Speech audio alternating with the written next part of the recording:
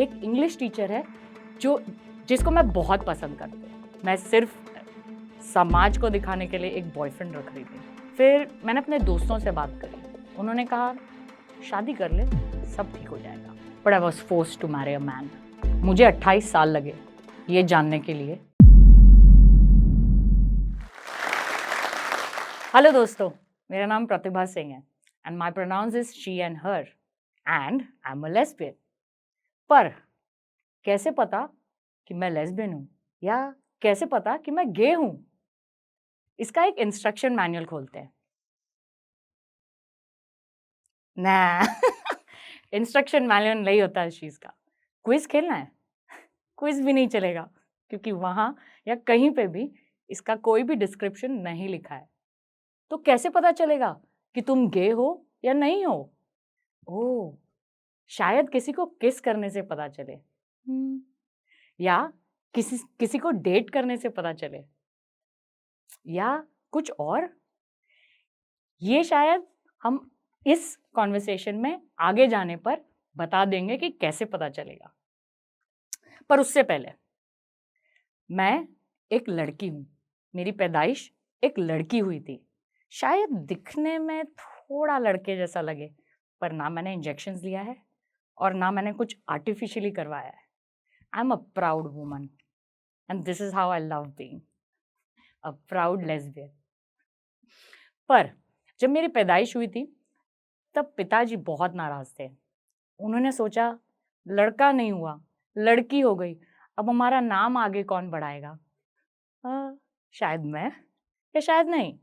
किसको फर्क पड़ता है? क्या आपको पड़ता है? पर ये सारी चीजें शायद मुझे बनने में, जो मैं आज बनी हूं, उसमें बहुत मदद करती है। दुनिया में जब लड़कियां या लड़के पैदा होने वाले होते हैं तो माँ बाप अक्सर सोचते हैं कि इनका जेंडर पता कर लो, क्या पता लड़की हुई और हमको नहीं चाहिए, तब क्या करेंगे?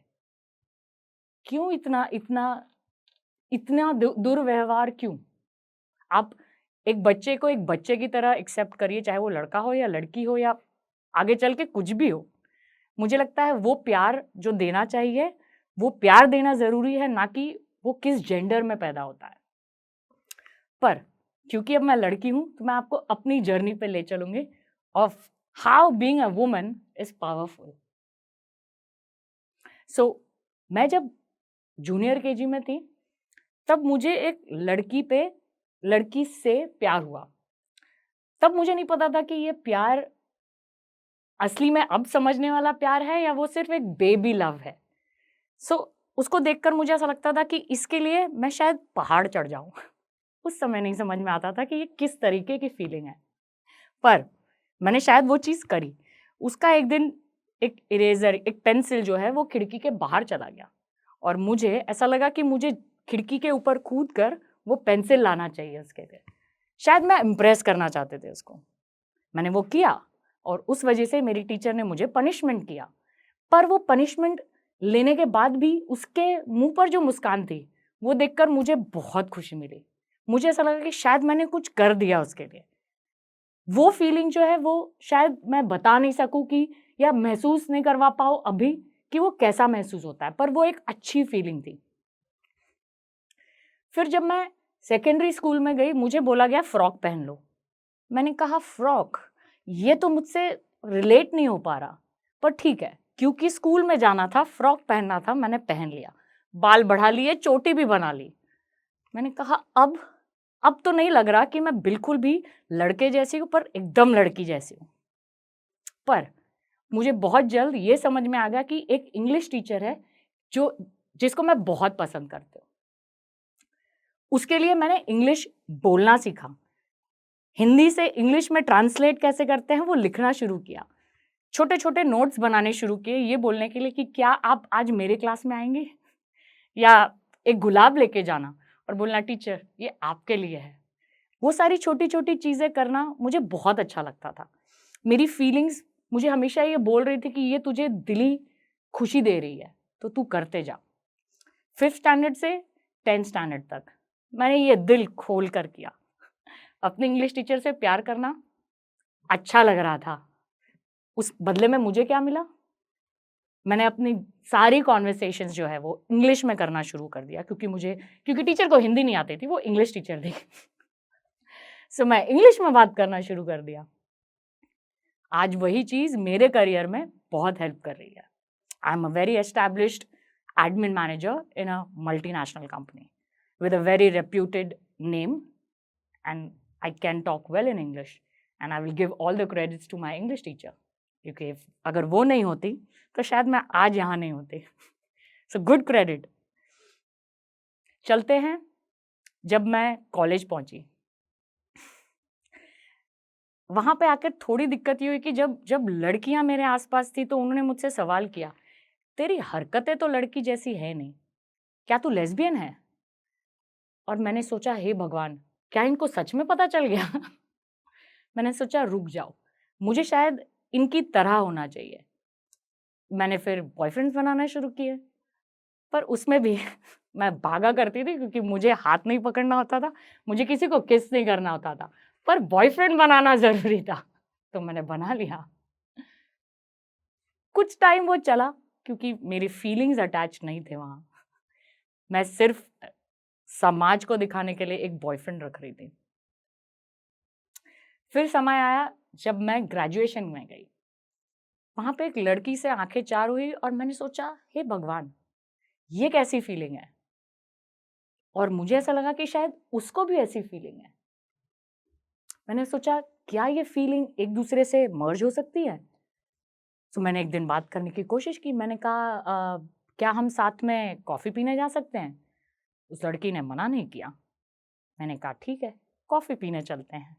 कॉफ़ी पी, हमने काफ़ी सारी बातें की, बहुत हंसी मजाक हुई। फिर ऐसा लगा शायद यहाँ कुछ और है।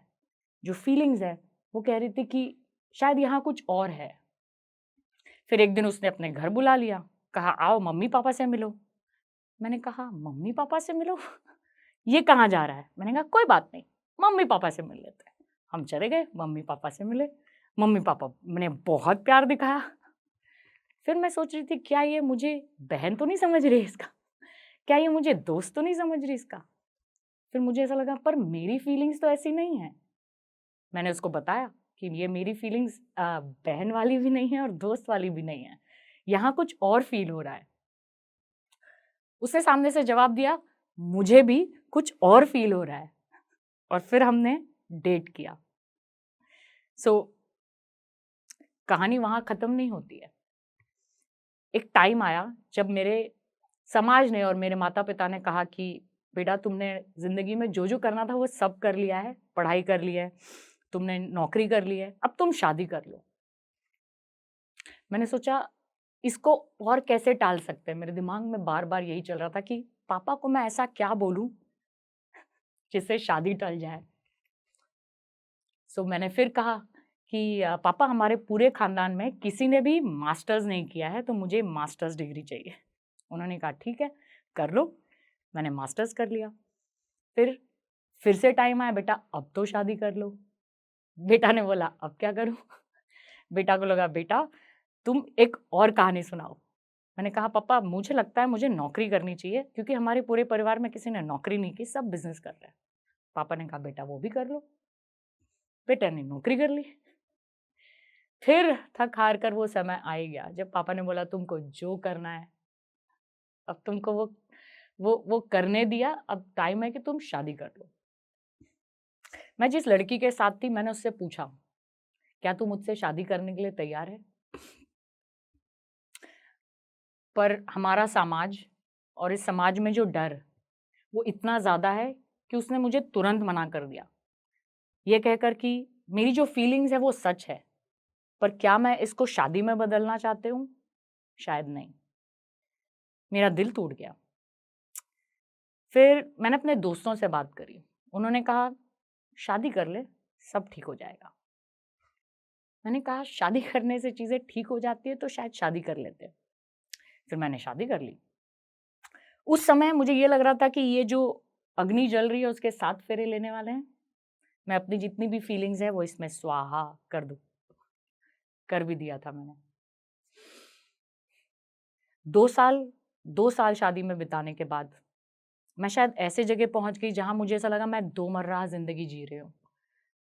जहाँ पे खुद का मन मारकर और अपने परिवार वालों की खुशामदी के लिए मैं ये ज़िंदगी जी रही हूँ।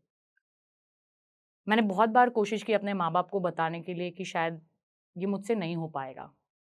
पर क्योंकि समाज के डर से वो हमेशा मुझे कहते थे कि थोड़ी-सी और कोशिश कर लो बेटा, शादी हो गई है, अब कह रहे थे बच्चा कर लो बेटा, चीज़ें बदल जाएगी। पर चीज़ें बदल ही नहीं पा रही थी मेरे लिए। फिर एक टाइम आया, जब मैंने डिसाइड किया कि या मैं खुदकुशी कर लूँ या मेरे माँ-बाप जो चाहते हैं इस शादी में और आगे बढ़ना वो कर लूँ। फिर मैंने हिम्मत जुटाई और मैंने अपने माँ-बाप को बोला कि शायद मुझसे ये नहीं होगा और आप अगर मुझे फिर भी कहते हैं कि कोशिश कर ले तो शायद मैं दोबारा इस जगह से वापस नहीं आ पाऊँगी। मैं कर लूँगी आपकी खुशी के लिए, पर शायद ये आखिरी बार होगा जब आप मुझे देख रहे होंगे। उन्होंने गहरी सोच के बाद बोला, बेटा तुमको जो ठीक लगे तुम वो करो। फिर मैंने अपने माँ-बाप को बोला, आपकी जो ज़िम्मेदारी थी मुझे शादी करने की, वो आपने कर ली है। इसके आगे मेरी ज़िंदगी है और मुझे जैसे जीना है मैं वो करूँगी। एक चीज़ तो पक्की हो चुकी थी उस टाइम पे कि मुझे किसी लड़के के साथ नहीं रहना था। Being intimate with a man was something that I hated. Something that I would never do it again in my life. मेरी फेवरेट पिक्चर का डायलॉग है देवदास, जिसमें शाहरुख खान ने बोला है, बाबूजी ने कहा गांव छोड़ दो, सबने कहा पारो को छोड़ दो, पारो ने कहा शराब छोड़ दो, एक दिन वो आएगा जो दुनिया ही छोड़ देंगे। शायद मेरी जिंदगी में भी कुछ ऐसा ही हुआ। जब मेरे माँ बाप ने बोला लड़की बन जा, लड़कियों की तरह हरकत कर लिया। मेरी टीचर ने बोला फ्रॉक पहन लो, चोटी बना लो, कर लिया। मेरे दोस्तों ने बोला प्रतिभा ये फेज है जिंदगी का, आगे बढ़, शादी कर लिया। कुछ बदला? कुछ नहीं बदला। मैं अभी भी वही हूँ और मैं अभी भी वही फील करती हूँ। एक लड़की से प्यार करते हो, एक औरत से प्यार करते हो और शायद मरते दम तक करूँगे। ये मेरी जिंदगी है। मुझे 28 साल लगे ये जानने के लिए कि मैं लेस्बियन हूँ। मैंने शादी भी कर ली, पर ये 28 साल बहुत लंबा टाइम है ये जानने के लिए कि मैं क्या फील करती हूँ। आपके पास शायद इससे ज़्यादा समय है या शायद इससे कम समय है। आप शायद वो करेज दिखा सकते हैं या अपने आप को ये समझा सकते हैं कि ये नॉर्मल है, ये फीलिंग्स नॉर्मल है, आपको वैलिडेशन की ज़रूरत नहीं है।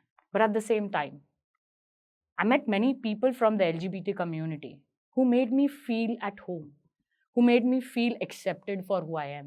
मुझे ऐसा लगा कि शायद मेरे आसपास मेरे जैसे लोग कम थे, इसलिए मैंने शादी कर ली। पर आज जब मैं इतने सारे लोगों को देख रही हूँ जो मेरे जैसे हैं, मुझे लगता है मैं घर पर हूँ। मुझे ऐसा लगता है कि दुनिया जो है वो रंगीन है, ठीक इस जैकेट की तरह। हर चीज़ कलरफुल है, रेनबो है, सिर्फ समझने की देरी है। और फिर क्या, फिर रुकना नहीं था। फिर मैं और लड़कियों से मिली। मैं अपने आप को मैंने एक्सेप्ट कर लिया कि मेरी ये जो फीलिंग है वो वैलिड है। मेरी ये जो फीलिंग है उसको किसी और से जानने की ज़रूरत नहीं है। मैं जो ये फ़ील कर रही हूँ, मैं ये कंटिन्यू करना चाहती हूँ फ़ील करना। और आज मुझे ऐसा लगता है कि जितने भी लोग बाहर हैं या जितने लोग ऐसा सोचते हैं कि क्या मैं गे हूँ, क्या मैं गे नहीं हूँ, मुझे लगता है कि आप अपनी फीलिंग्स को टटोलिए, आपको जवाब मिल जाएगा। अक्सर हमारे पास जवाब होता है, पर हम अपनी फीलिंग्स को सामने रखने से डरते हैं। समाज क्या कहेगा? माँ-बाप क्या कहेंगे? ये सब में हम दब जाते हैं। हमारी जो फीलिंग्स है, जिस दिन हम वो सामने रखना सीख जाएंगे, थोड़ा करेज लगेगा, पर ये करेज के साथ आप दुनिया जीत सकते हो, खुशी से जी सकते हो। सवाल सिर्फ इतना है कि क्या आप अपनी फीलिंग्स को जानते हो या आगे रखना चाहते हो? या अभी भी सोचना चाहते हो?